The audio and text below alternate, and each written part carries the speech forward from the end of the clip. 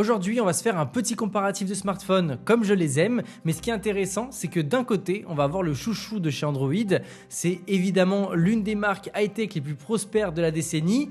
Vous l'avez compris, je parle de Samsung. Et de l'autre côté, on va parler d'une marque qui écrase tout sur son passage depuis sa création en 2018. Et on va essayer de comprendre comment elle a fait pour passer en quelques années de marque complètement inconnue au bataillon à une marque dans le top 5 France avec un taux de croissance l'année dernière de 443%.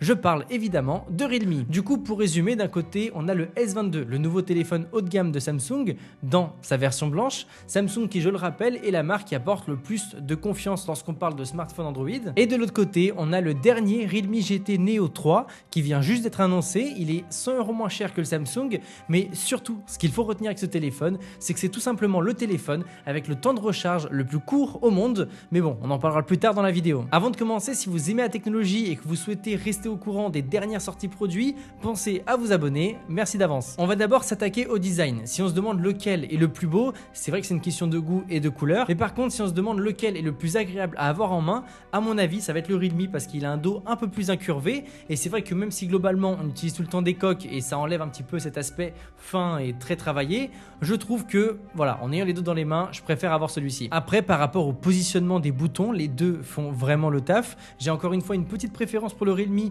parce qu'on a d'un côté le bouton verrouillé et de l'autre les boutons volume, alors que du côté de Samsung on a tous les boutons du même côté, et je trouve pas forcément ça très pratique. J'ai vraiment l'habitude d'avoir une division par rapport aux boutons, mais bon, globalement c'est une question de goût et de couleur. Après, ce que je vais beaucoup aimer sur le Samsung, ça va être la qualité des matériaux. Moi personnellement, cet aluminium brossé qui brille, ça m'a toujours fait kiffer, et surtout le fait qu'il ait les bords droits va apporter une sorte de style borderless sur l'écran, ça va vraiment le mettre en valeur, alors que le fait d'avoir des bords plus arrondis vont donner un aspect un peu plus rond au téléphone et du coup un aspect un petit peu moins borderless. Dans tous les cas, les deux sont vraiment bien, mais par rapport au design et à l'ergonomie, je vais donner le point au Realme. Juste par rapport à l'écran, les deux téléphones n'ont pas la même taille d'écran. Le Realme est évidemment plus grand avec une diagonale de 6,7 pouces.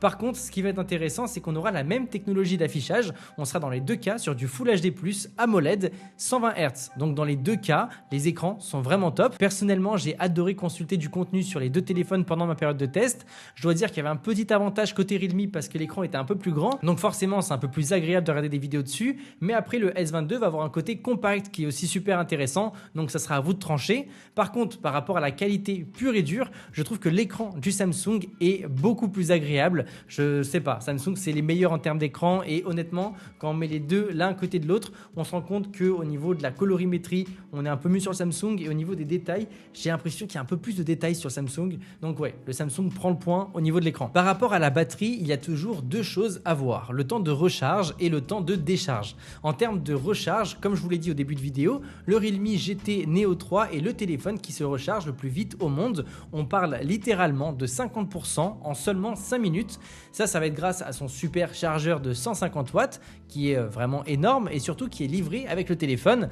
Alors que de l'autre côté, chez Samsung, on a un maximum pour de la charge rapide de 25 watts. Du coup, il va prendre beaucoup de temps à se charger, et surtout le chargeur devra être acheté à part parce que quand on prend le téléphone, on a juste un petit câble.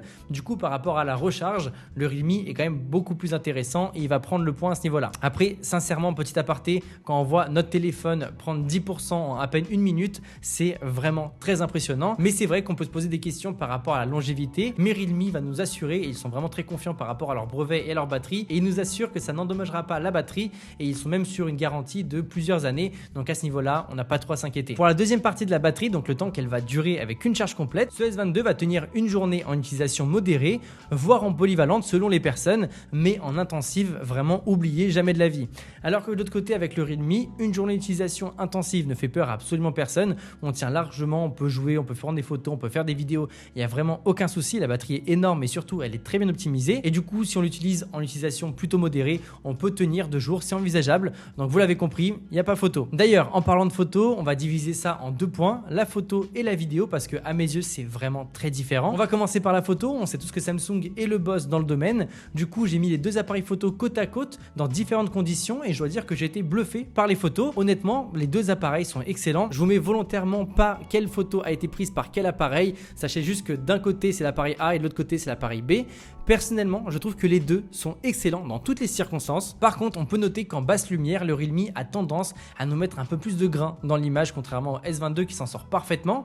Et surtout, l'ultra grand angle de nuit n'arrive vraiment pas à faire le travail, alors que le S22 reste plutôt honorable. Donc oui, par rapport aux photos, le S22 va gagner. Il faut dire que c'est difficile de battre Samsung, même si le Realme s'est plutôt bien débrouillé. D'ailleurs, à noter que les deux appareils photo sont bien différents. D'un côté, on a un zoom pour Samsung, alors que de l'autre côté, on est sur un objectif macro. Donc ça sera à vous de décider quelle caméra vous donne le plus envie, mais dans les deux cas, ne vous inquiétez pas, on a un grand angle et un ultra grand angle, donc ça reste très similaire. Par rapport à la vidéo, que ce soit la caméra frontale pour les réseaux sociaux, mais aussi la caméra arrière, le résultat est le même. Le S22 a une meilleure plage dynamique, c'est-à-dire qu'on est quasiment tout le temps capable de voir au premier plan, mais aussi à l'arrière-plan, alors qu'avec le Realme, ça peut être difficile dans certaines conditions qui vont être moins avantageuses. Et surtout, ce qui m'a le plus marqué, c'était la gestion du détail dans l'image. J'ai l'impression que Realme met un peu trop de détails dans ses images par rapport à Samsung qui le gère parfaitement. Du coup, pour moi, le Realme va avoir un rendu un peu moins naturel. Après, peut-être qu'il y a certaines personnes qui vont préférer le rendu du Realme, mais moi, je vous donne mon avis personnel et pour moi, le S22 gagne aussi en vidéo. En termes de puissance, les deux téléphones sont des monstres. Ils permettent dans les deux cas de jouer à n'importe quel jeu et de faire à peu près tout ce qu'on veut avec le téléphone, et on n'a pas du tout à envier des téléphones qui seront un peu plus chers. Donc je pense par exemple à des téléphones qui valent 1000 € ou plus. Par contre, le S22 a eu des petits problèmes de limitation par rapport à de la surchauffe, par rapport à une mauvaise gestion de la puce qu'il va avoir à l'intérieur. Donc oui, il va offrir plus de puissance en théorie que le Realme, mais comme il a des petits problèmes, ça reste assez mitigé. Mais bon, globalement, on va pas chipoter, le S22 gagne le point de puissance. C'est un fait et Samsung pourra peut-être corriger ce problème-là avec des mises à jour. D'ailleurs, en parlant de mise à jour, les deux téléphones sont sur la dernière mise à jour Android. Par contre, ils ne sont pas du tout identiques. D'un côté, on a la surcouche de Samsung qui est l'une des meilleures surcouches du marché, et de l'autre côté, on a la surcouche de Realme qui vient en fait de Oppo et qui est à mes yeux aussi l'une des meilleures du marché. Donc à ce niveau-là, c'est une question de goût et de couleur encore une fois. Personnellement, moi j'adore les deux versions et c'est mes deux favorites d'Android.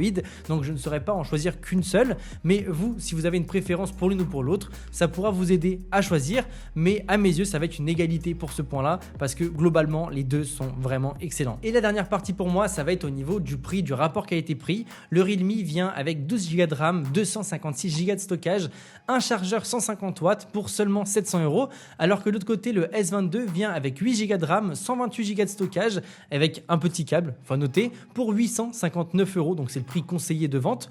Donc forcément à mes yeux le Realme va gagner par rapport au point du rapport qualité-prix quoi. Et donc si on fait le total des points, on sera sur une égalité. Et finalement, même si l'un de ces deux téléphones aurait gagné, ça n'aurait pas forcément voulu dire qu'il aurait été meilleur. Ça aurait peut-être juste voulu dire qu'il aurait été plus complet à mes yeux. Et pour moi, le meilleur téléphone est lié à ce dont on a envie de faire avec lui. Si par exemple, j'aime faire de la randonnée pendant 3 jours et rester en pleine nature, je voudrais très certainement un téléphone extrêmement résistant avec une autonomie de malade. Ce que je veux dire par là, c'est que si vous choisissez un modèle ou un autre, choisissez-le selon ce que vous allez faire avec. Donc si par exemple, vous regardez beaucoup de séries, prenez un téléphone avec un très bel écran. Si par exemple vous jouez beaucoup à des jeux, prenez un téléphone puissant avec un écran gaming.